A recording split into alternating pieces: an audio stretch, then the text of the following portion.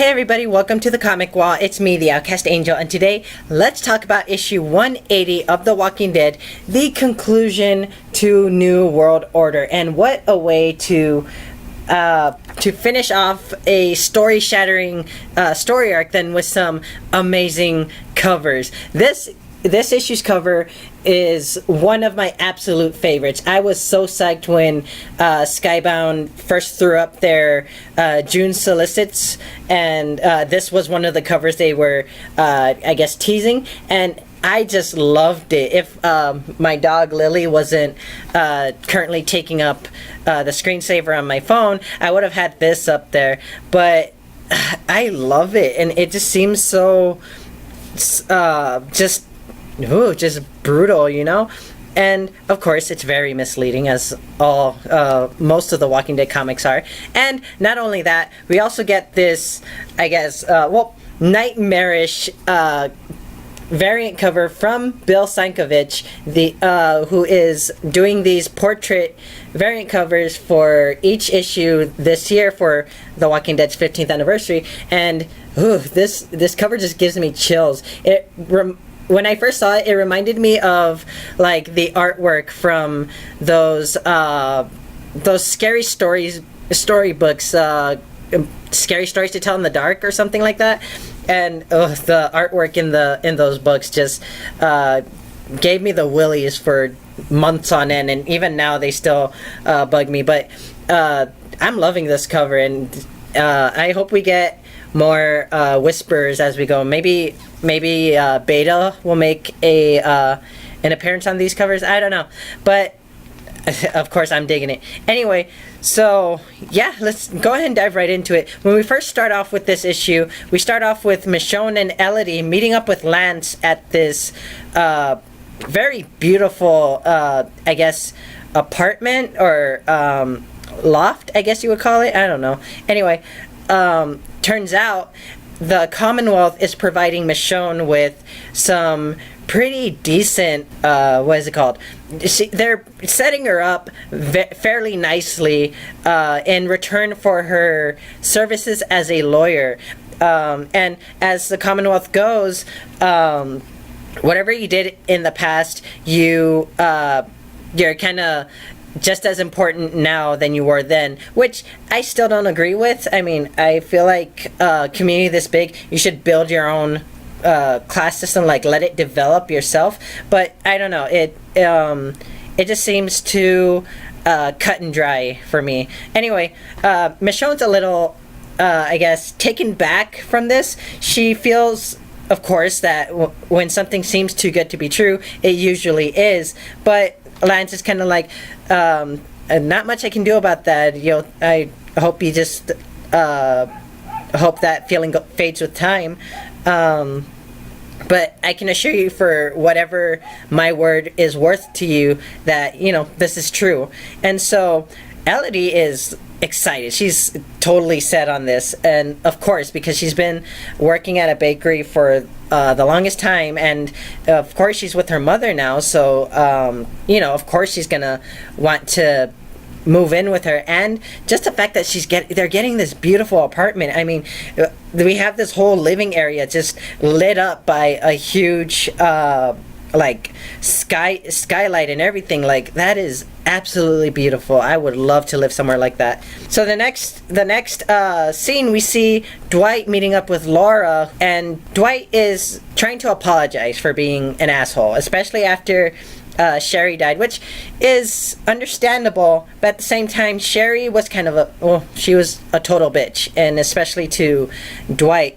And Dwight was too hung up on her, and especially while Laura was trying to, show her attraction to Dwight, her feelings toward Dwight. And so Dwight's starting to, like, he's admitting that, yes, I made a mistake. I thought it was me, the reason why things didn't work out with Sherry, but, it's not totally my fault, but at the same time, I need to move on. And so Laura's happy with that, of course, and so she brings up, are you going to apologize to Rick? And turns out Dwight was actually going to do that, but that's actually stopped pretty shortly because they hear the gates opening, and we see Pamela and Officer Mercer coming in with their convoy into Alexandria, and Dwight's a little nervous, so there's some red flags going off in his head, and he has Laura go and help him to gather up the army just in case.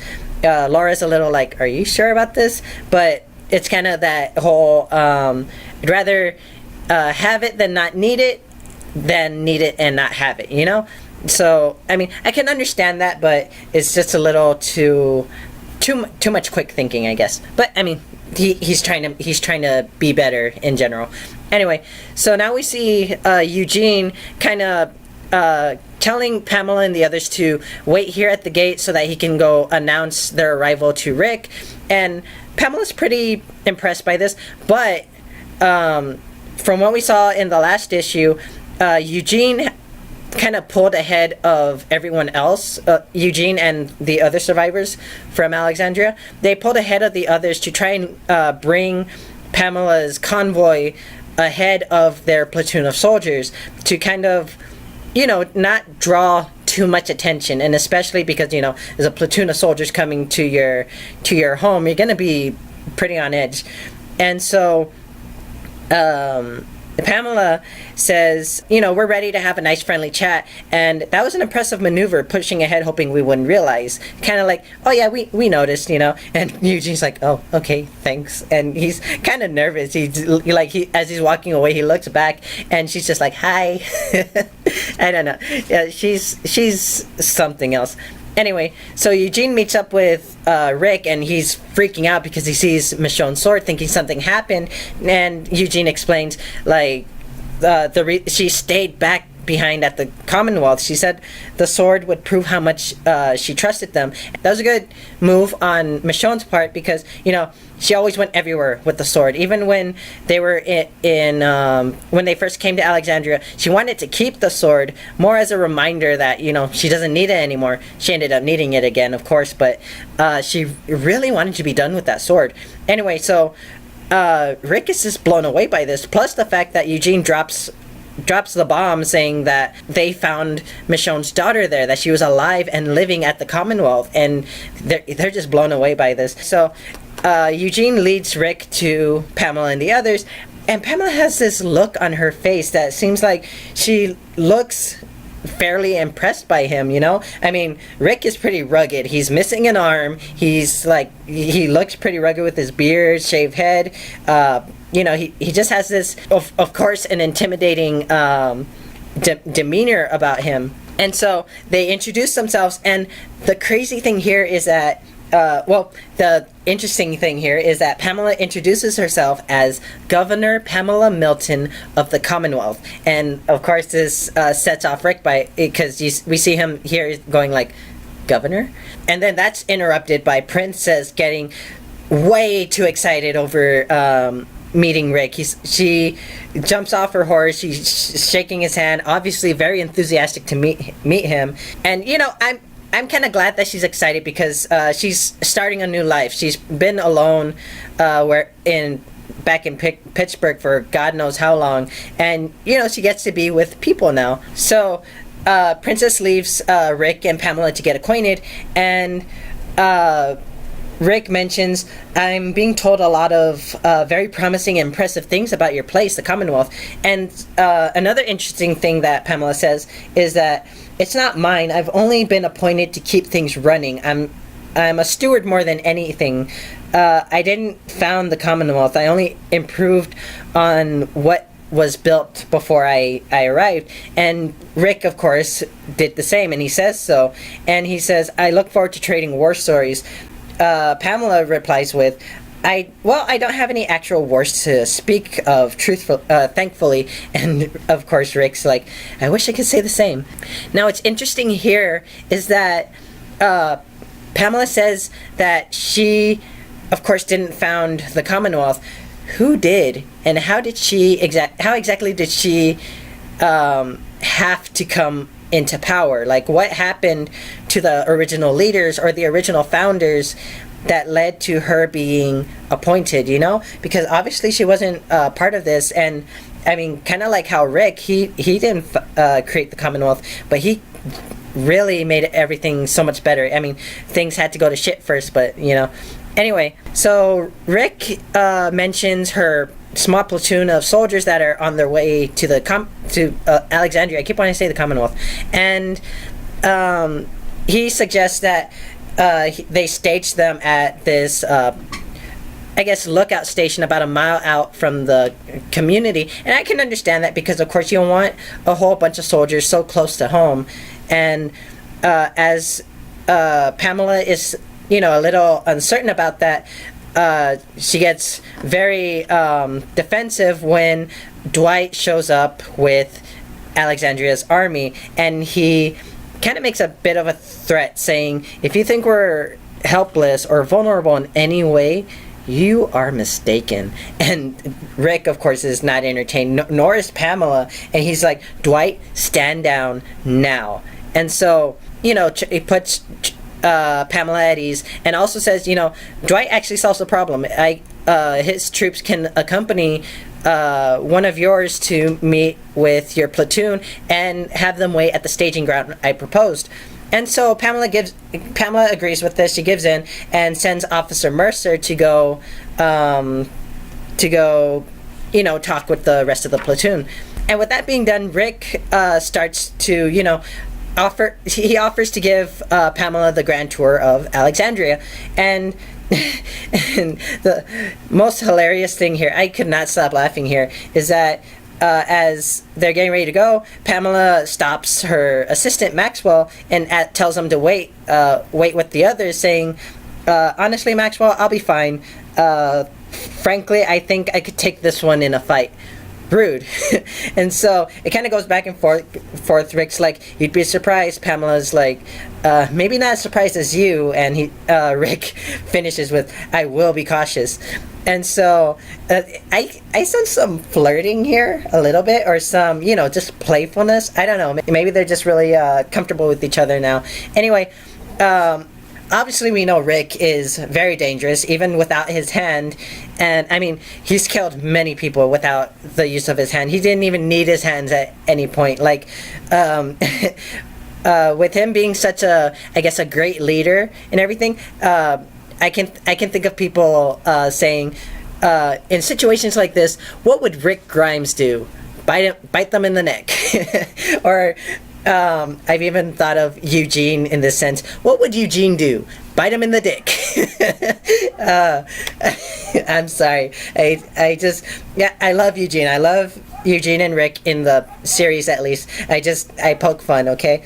And so Pamela actually ends up asking, do you mind if I ask you how you lost your hand? And Rick's like, well, funny you should ask. A few years ago, we encountered a new group led by a man who called himself the Governor.